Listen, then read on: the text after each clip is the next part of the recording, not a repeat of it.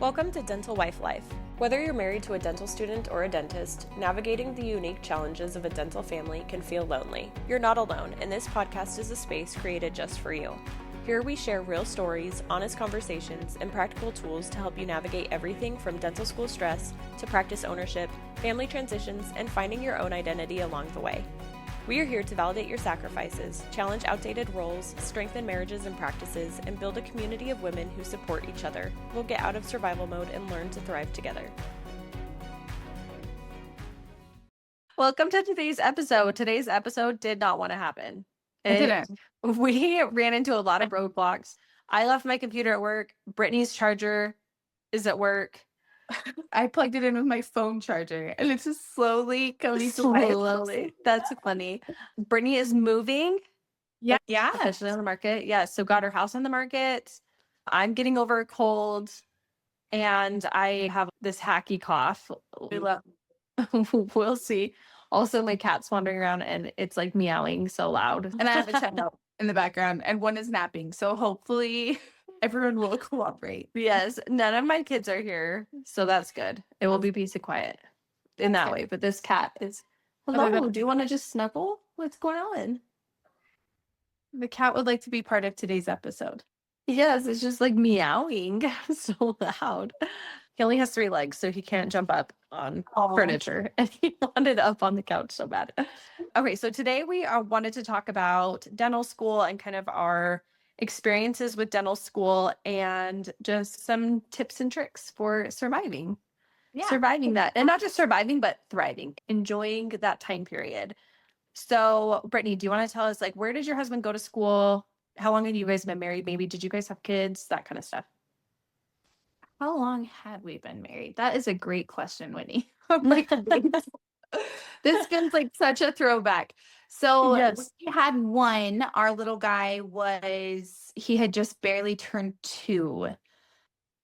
If I'm recalling correctly, Prego Brain is going to win today. Yeah. So we had been married just a few years. It was very much the focus of the first few years of our marriage. Yeah. Getting him transferred up to BYU and then taking the DAT and doing well in his classes. So I was working extra jobs for that. Like, we definitely were fully focused on that the first few years of our marriage.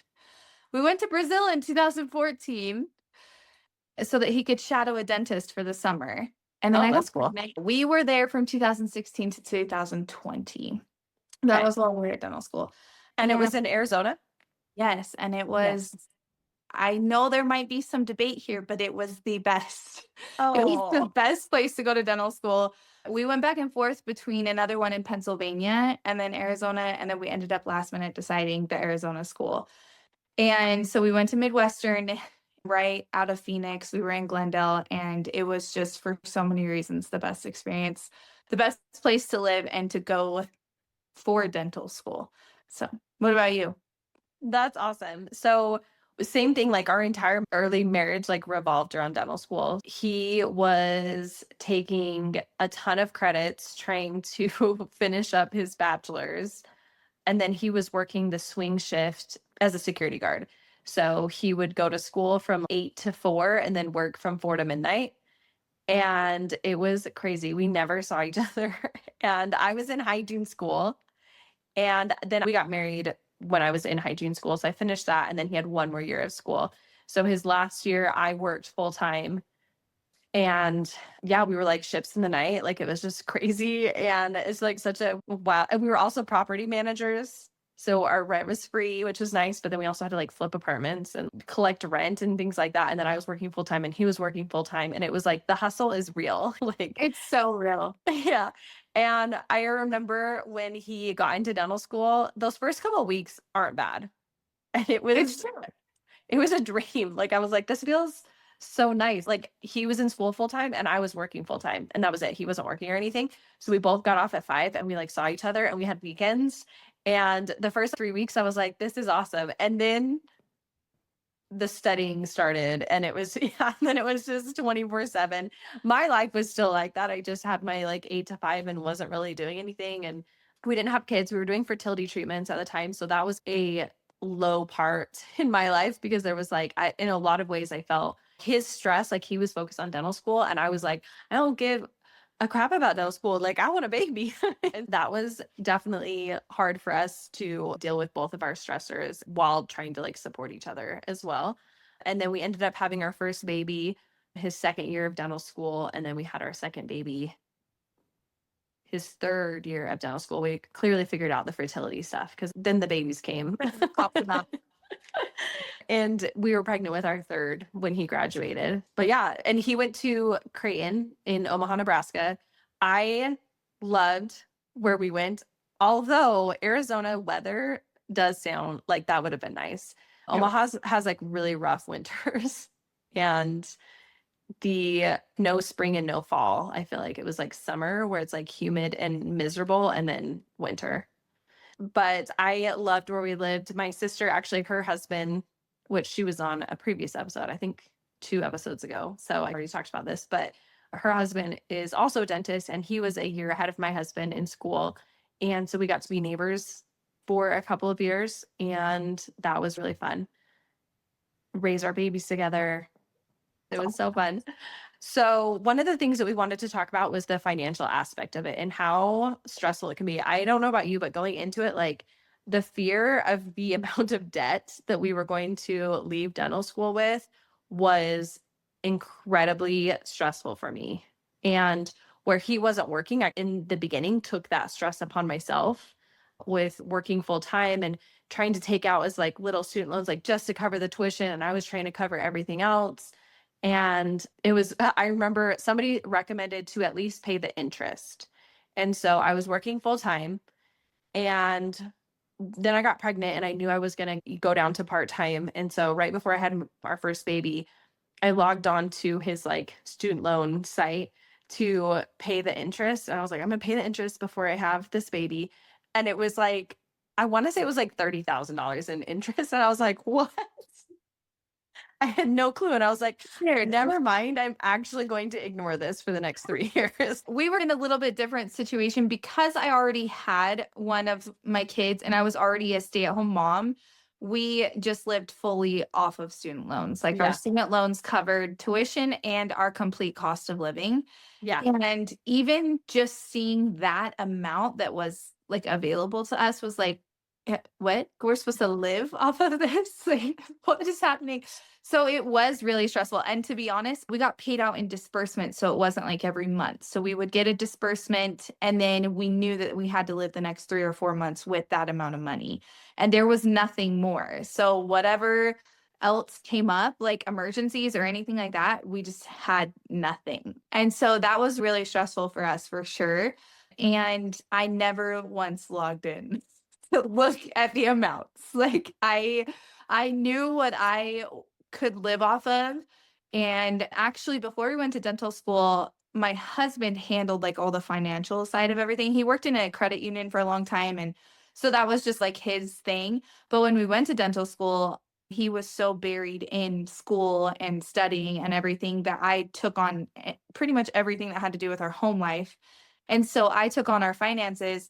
And I just remember being like, oh, what? Like, how are we going to do this? How are we going to live? Luckily, there is a lot of help out there if that is the route that you choose to go.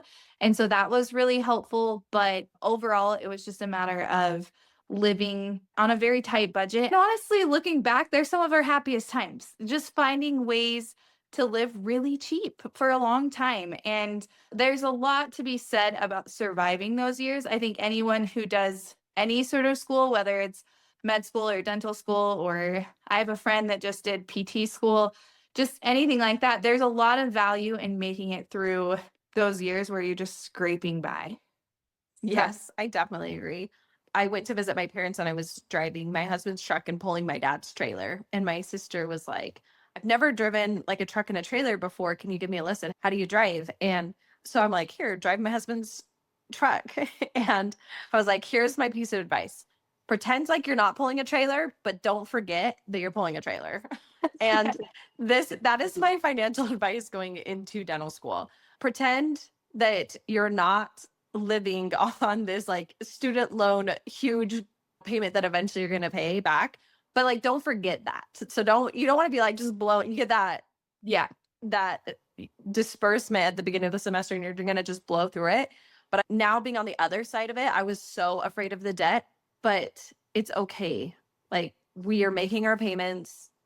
We refinanced, which we can talk about that in another episode, but refinanced, brought our payment down and we're making our payments and it just happens. And like the trailer, like I pretend like it's not there, but you can't forget that it's I there. love that analogy. It's awesome. And you just carry on with life and just like it when you're thinking about like the interest and your payments and things like that, like it can just feel so overwhelming. And I think dental school is overwhelming enough that fear of the unknown and things like that can just add to it. And I feel like I created so much more stress for myself than I needed to. And I love the advice about seeing what resources are out there, food stamps and WIC and Medicaid. For me, let me tell you the amount of taxes that I pay and that I will continue to pay for the rest of my life. I'm really grateful for those services and we used them for 3 years, which is such a short window compared to how much I have been in taxes in even the last 4 years of being a business owner. Absolutely. We talk about that like frequently on like Yes. I understand that there are different feelings about that. And so you have to do what's best for your own family for sure. Yeah. I agree with that.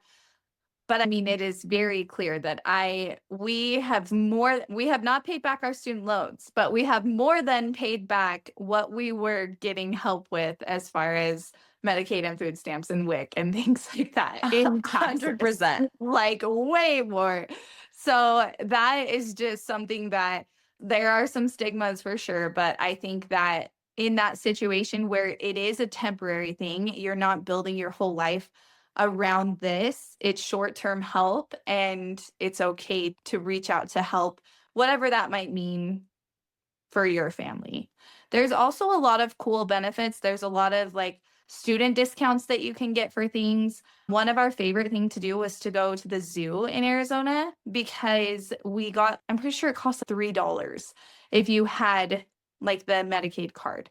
And so we would go to the zoo all the time because it was like the cheapest activity to go take us a bunch of wives while our husbands were in school. We would go take all of our kids and we would go to the zoo a lot. So there's just a lot of things in your community. I know like science museums, places like that, you can get a lot of discounts if you're a student or if you're receiving help. So it's worth looking into and then you can make the decision that feels best for you.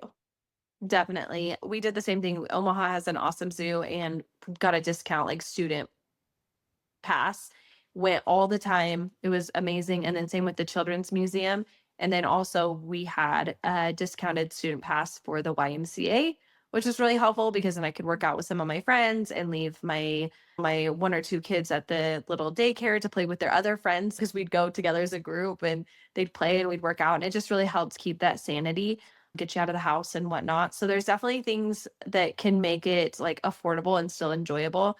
And then one thing I was going to say too about finances is that the disbursements, that was hard for me to get this like lump sum. And then you basically have to divide it among the whole semester. So 4-ish months. Right. One thing that I did, which I was not a great budgeter. And that's one thing that I was really grateful about dental school is it did force me to like really practice some of these habits as far as living within your means, which then is going to just carry out past dental school when you are making those dental school payments and getting a business started and even carries into then running a practice later. So these just think of it that way, like these skills that you're building are going to help you for the rest of your life.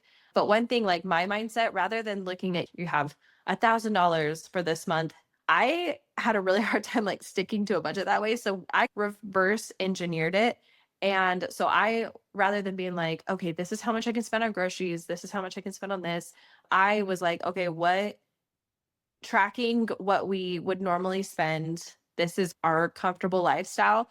Now, when you're on a budget, like things maybe are like just a little bit less than comfortable, right? Like maybe you can't eat out quite as much and stuff, and creating that ideal budget that's reasonable, but still living within our means. And then whatever wasn't covered by our student loan disbursements, then for me, it was like, okay, how am I going to make up this extra money? And so I'm a hygienist. So I worked hygiene on the weekends, and I did work hygiene during the summers, and during any of my husband's breaks, I would temp full time and just help a little savings nest egg or whatever. And then I also taught preschool with a friend out of our house, like a little baby preschool, and it was super fun, and just had a little extra like slush fund there.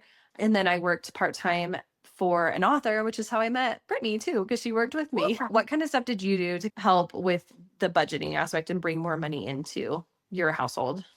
Yeah, I very much did the same thing. I think for us, how I approached it, which you just have to find what works best for you, but I would take those disbursements and I would put as if we got paid for the month into our checking account. And then I would put the rest of it into our savings account.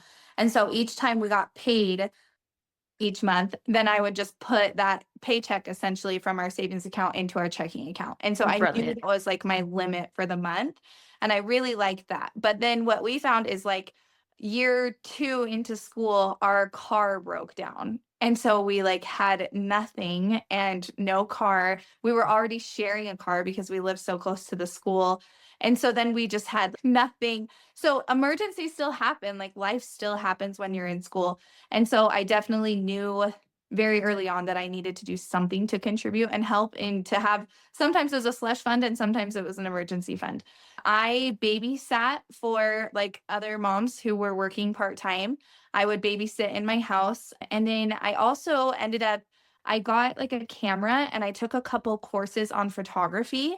And I just found that it was like a huge need because none of us in dental school can go out and spend $300 on family pictures. But we're all in such like a good phase of life with these little kids that we really want to be able to document them. And so what I did was I took these courses and then I just offered really inexpensive family photos. And it was like, for the most part, mostly just within the school community. I started with family pictures. There was like a yoga instructor at our school and she wanted pictures. And I actually ended up growing enough that I did even do a couple weddings. So that was exciting. Wow. Yeah.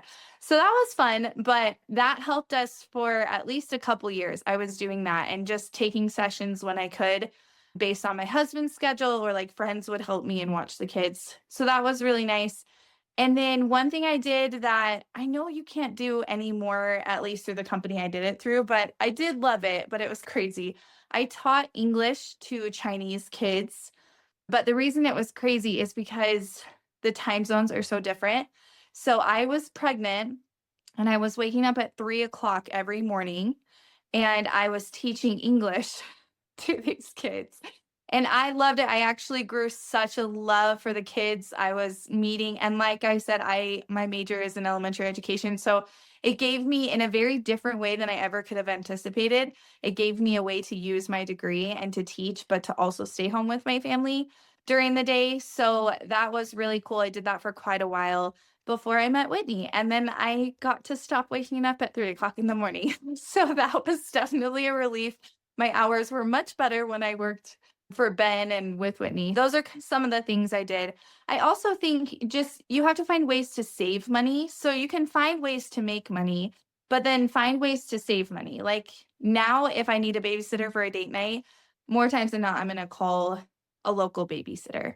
But then we did swaps all the time within our friend group, whether a couple of us were going out and we wanted to swap with a couple other ones, or just like finding a consistent friend that you can just swap with regularly. That was a huge help. I know we saved a lot on babysitting expenses.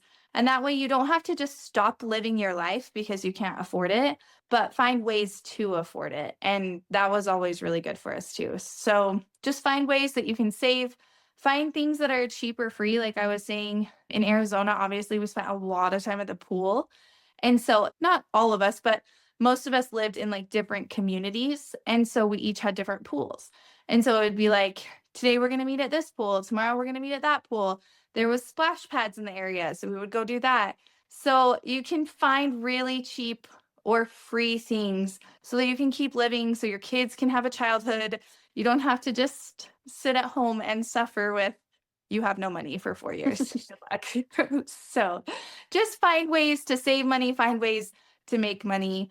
And like you said, it's stressful for sure, but like everybody does it and we make it through. And you will get out of dental school. There is a light at the end of the tunnel, and you'll start making money and you'll pay it back. Yes, I totally agree. And with that, it can be hard to not just view it as like this experience that you have to just endure. You're like, we're just getting through dental school. And I remember that people tell us to be like, oh, like you're gonna look back in these years and you're like it went by so fast and you're gonna miss it. And while there are definitely aspects of dental school I do not miss, there are aspects like I miss the community of families within the same boat. Like that's just it's not something you're ever gonna experience again. And I remember probably, I don't know what percentage was like married with kids of my husband's class, but it wasn't a large percentage. And some of the teachers and the other students would be like, I don't know how you are surviving dental school with a wife and kids. And anybody in that boat, like the husbands were like, how are you surviving dental school without a wife? Who literally is like doing my laundry and holding down the fort and helping with the finances and all of these things. And the contribution that we make as wives in supporting our husbands is huge. And but with that, it can be a lonely and like heavy burden to carry. And definitely like I became fiercely independent during dental school, and that still carries now, like just barely. My husband spent the weekend, he was opening a gym, the gym has opened, and he spent the last 3 weeks working like his dental job and then going over to the gym. And I did not see him, and he was working like till midnight every night and I was already in bed. And like solo parenting through the weekends. And I was like, you know what? I am going to take my 5 kids to Great Wolf Lodge because I'm tired of just being at home and like being responsible for the housework and breaking up all the fights and cooking. Like, I just want to run away from it. So I took my 5 kids and we went to Great Wolf Lodge, and it was crazy. I had called my mom on the way and she was like, you're crazy like that. Like, you always you'll go and do these things by yourself. And I was like, it's something that I learned at dental school because sometimes I would have missed a lot of family events and stuff. And so I would just travel with my kids by myself.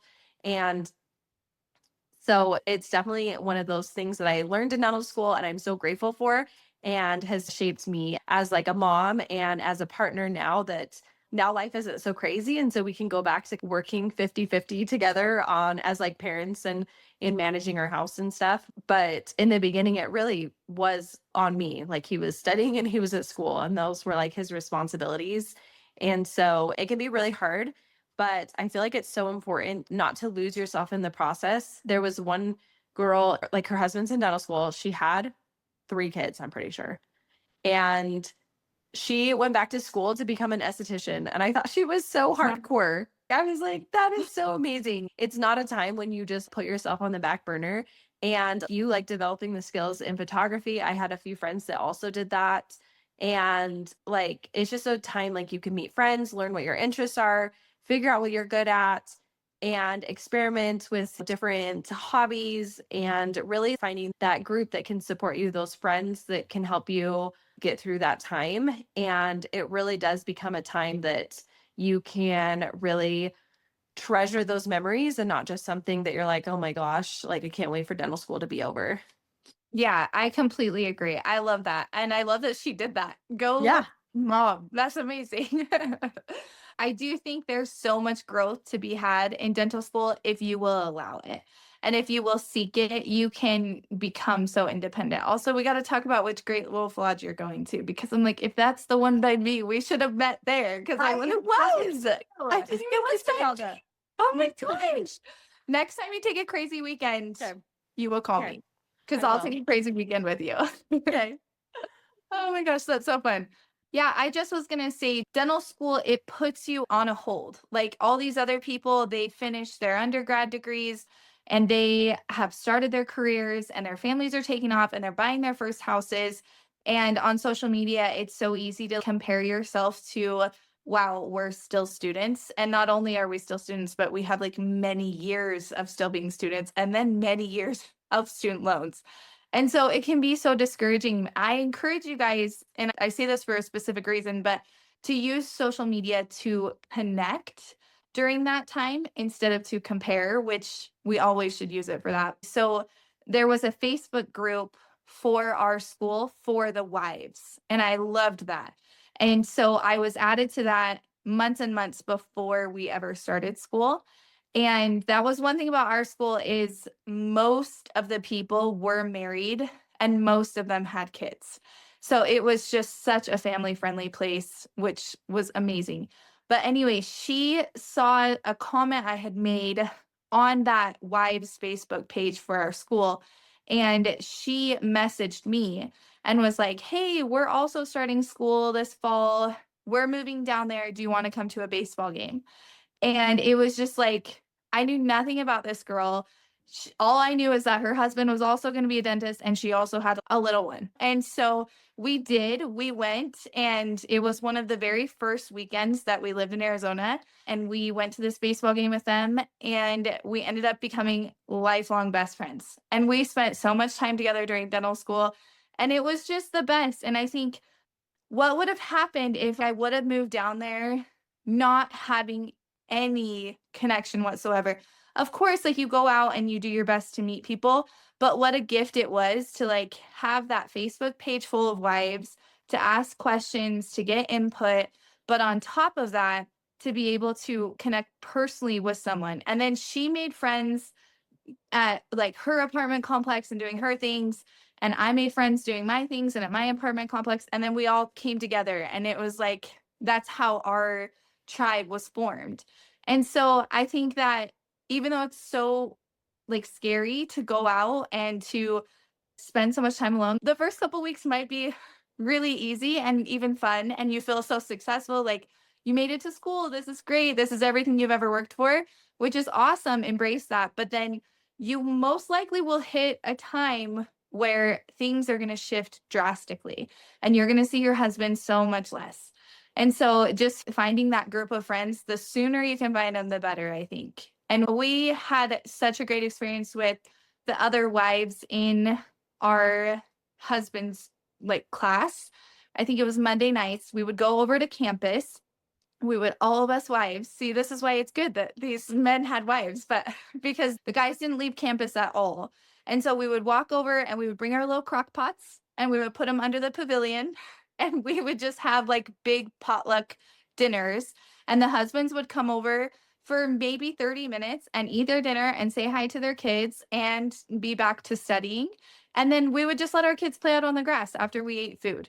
So you just, there's so many ways to connect with people, to do the simple things that are going to, I don't know, just help you enjoy it, help you feel less alone. I had a friend that was talking to me about the dental school drought. And I feel like in so many ways, that is what it's like. You're alone a lot. You're financially in a drought. Your time is in a drought. Your marriage can feel like it's in a drought, even if it's just the time that you're now not spending together in so many ways. And you can look back on it and we can laugh now that, wow, that really did feel like a Yeah. drought.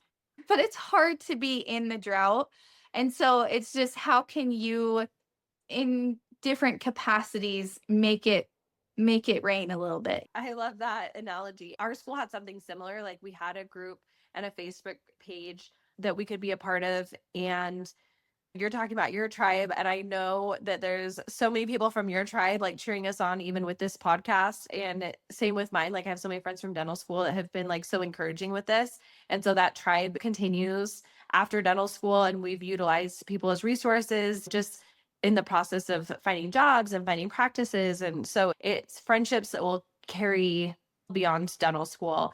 But if you're listening to this and you're like, my school doesn't have anything like this, then create something like that. And so I live in a small town and everybody's like childhood friends. And so it's been hard for me. I have a bunch of friends, but not like a friend group because they all have their friend groups from like childhood, right? I got invited to this group of friends like game night, and I assumed the girl throwing it was one of these childhood friends because a bunch of them were childhood friends. And I was like talking to her. I thought I was like the new person. And I've been here for, I don't know, 7 years. We're going on 7 years. And she's been here for one. Oh my She's been gosh, here that's for 1 amazing. year. Good for And her. she threw a game night and I love it. invited this friend group that has been friends from childhood. And I was like, I want to be you when I grow up. She's 5 years younger than me. I'm like, you're so cool, so brave, and just put yourself out there, because I promise you will find the people, because everyone's looking for that. And maybe people are like me and they're not brave enough to do that. And so be that person, start these potlucks, start the Facebook group, find that community within your dental school, and it will bless your life. It will change the whole experience. And I think that no matter what, being the wife, it's going to be a hard experience. It will for your husband too, but in a completely different way. But dental school, it's a hard transition. It's a hard phase. It's unlike anything else. I will say, like, side note on that it is so interesting how during dental school, like, everyone you meet, it's, oh yeah, we've been going to school for the last 4 years, and now we have this young family, and we're still going to school, and now we're poor and living on this budget and all this stuff. There will never be a time in life where everyone is so similarly like in the same boat. And so I loved that. And that's one thing that I have actually really missed about dental school, is because when you get out to the real world, everybody has way different experiences, which is awesome, but it does make it harder to find friends because you don't just like instantly connect on so many things. But I also feel like dental school is going to be hard no matter what. It's such a time of growth and finding your independence and finding yourself in many ways. So make it hard in the way that's being brave and courageous to reach out to others and to build friendships and to build hobbies and to work random jobs and learn new life skills to help bring in income, instead of the hard that's so discouraging because you're so alone and you're suffering because there's no one there supporting you. And even being able to support other people, like being able to support my friends when they were struggling because they hadn't seen their husband all week, or boards were coming up, or whatever it might be. I think you choose your heart. And so which version of that do you want it to be? And dental school truly was some of our absolute best memories. Very hard time, but some of the absolute best. I totally agree. Okay, so our two analogies from today's podcast is, one, pretend like you're not living on student loans, but don't forget that you're living on student loans. Be responsible with your money, but don't get so caught up in like the weeds of it that you're adding all of this extra stress into your life. And then make it rain in your dental school drought, right? Yeah. It's a dental school drought. You're low on support and you're low on funds and low on energy because you're burned out, but you can make it rain in your own life. You are in control of those things. So you're going to reach out to people, you're going to make friends, you're going to develop hobbies, you're going to find things that you love to do, you're going to find ways to make money and get creative, and life will just be so much better. And this season will pass. And then you'll be like me and Brittany, and you can't even remember. You're like, wait, how many years has it been? Like, when did we start dental school? How many kids did I have? Passes. And it just becomes like a blip in time, and life goes on, but you'll be left with like fabulous memories. So Absolutely. And the best of friends. yes. Thank you for spending this time with us on Dental Wife Life. If today's episode encouraged you, challenged you, or made you feel a little less alone, share it with another dental wife who needs it. Make sure you subscribe, leave a review, and connect with us on social media so that we can keep the conversation going. You can find us on Instagram at The Dental Wife Life. Remember, your role matters, your voice matters, and you don't have to navigate this journey alone. We'll see you next time.